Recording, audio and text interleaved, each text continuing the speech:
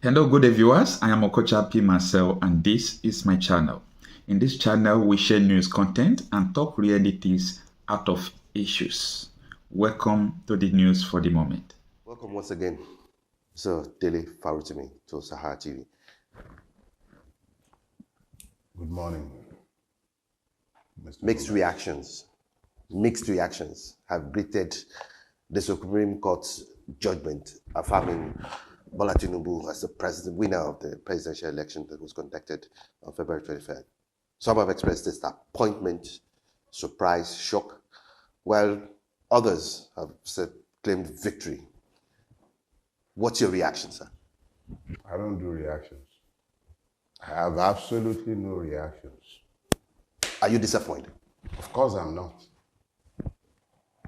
I expected no less from the Supreme Court. The Supreme Court did exactly as I expected that it would, and that as announced that it would. I don't know exactly what anyone is supposed to be reacting to. Some Nigerians were optimistic that the Supreme Court will do the right thing. You yourself had a measure of optimism in one of your recent interview, hoping that the Supreme Court will do the right thing. I said, you can never rule out magic. If you notice, I said, you can never rule out magic. I didn't even use the word miracle, because if I had said miracle, we would have been based on faith. And of course, faith is substantiated, right? But in this case, I said magic, abracadabra, because I had no such illusions. So You had no such illusions. Now, if I may ask, how does this judgment impact the political landscape of the country at this time? it simply just told us that the law does not matter in Nigeria.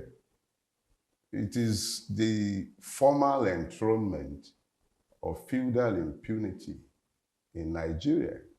That is what it is. It simply means that nothing matters. Your provenance does not matter. Your character does not matter. Nothing matters. All you have to do is find a Yakubu sat at INEC, and magic can happen at INEC. And once that magic happens, the Yakubu will tell you, after announcing the result of the presidential election based on some abracadabra, he can tell you, in the middle of the night, by the way, he can simply tell you, with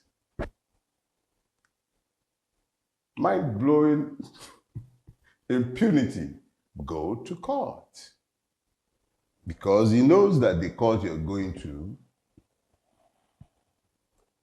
would find some reasons by which to validate the criminal actions that he has engaged in.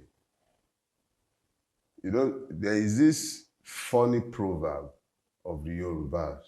He says, "Ìlú tí kò sófin, ẹ̀ṣẹ̀ ò sí níbẹ̀." You know, when you translate, it would tend to suggest that the Yoruba mindset has the capacity to envision or imagine a place ungoverned by laws. Nothing can be further from the truth. The Yorubas have very rigid systems of customs, taboos, laws, traditions, norms, cultures, multiple sets of guidelines by which we live. So the Yoruba mindset, the worldview, couldn't have been talking about a place where the law does not exist. So Ìlú tí kò sófin is not a place where the law does not exist. It's a place where the law does not rule. That is what the Yoruba proverb was saying and is saying. And this is what we have now achieved as a people. There are no sins, no infractions in a place ungoverned by law. It is the impunity of men that governs such places, and that is what we have today. There is nothing I'm going to say today that I haven't said for years. But I was graciously reminded this morning of an interview I granted you years back, where I had said that as we will go through the electoral process, we will use the opportunity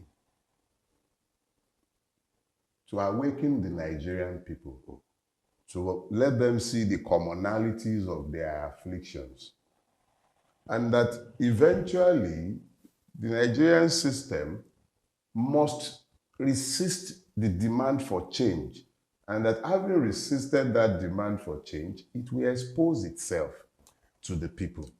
I remember, I believe I was sat in this same chair, and you were in that same chair on the day. And I went on to tell you that by the time we would have gone through the judicial process, we would have denuded the Nigerian judiciary. That the Nigerian people will be able to see clearly that what is meant to be the last hope of the common man is completely hopeless in giving any hope to the common man.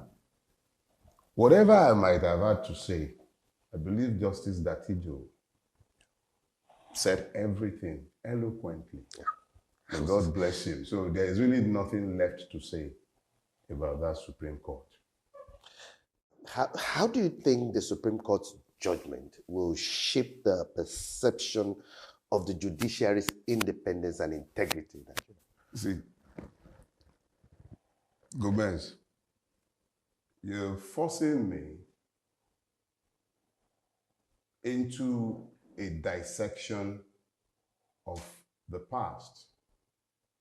And that past is gone. The illusion of the judiciary as the last hope of the common man in Nigeria has been irredeemably lost.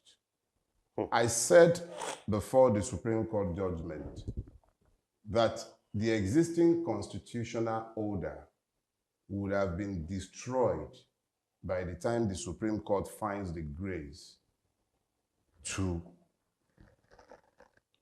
legitimize the presidency of the man known as Bola Ahmed Tinubu.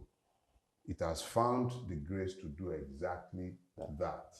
Now, because of that singular decision or action, what has happened is that it has set multiple precedents that the system, our court system is found on the doctrine of stare decisis, the hierarchy of courts.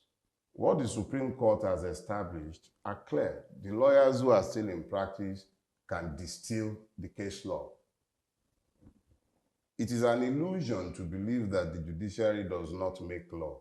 It does make law in reality, because where there are ambiguities as to what the lawmakers might have intended, then the judiciary is required to interpret, which eventually is a way of them making law. But this is not one of those situations. This is a situation where the Supreme Court threw away multiple precedents, decisions of the same court, and where it has now set multiple precedents that it would have to begin to overturn. I don't understand exactly how it plans to deal with the mess that it has created. And frankly speaking, it's none of my business. As far as I'm concerned, it has done exactly what I had hoped that it would do.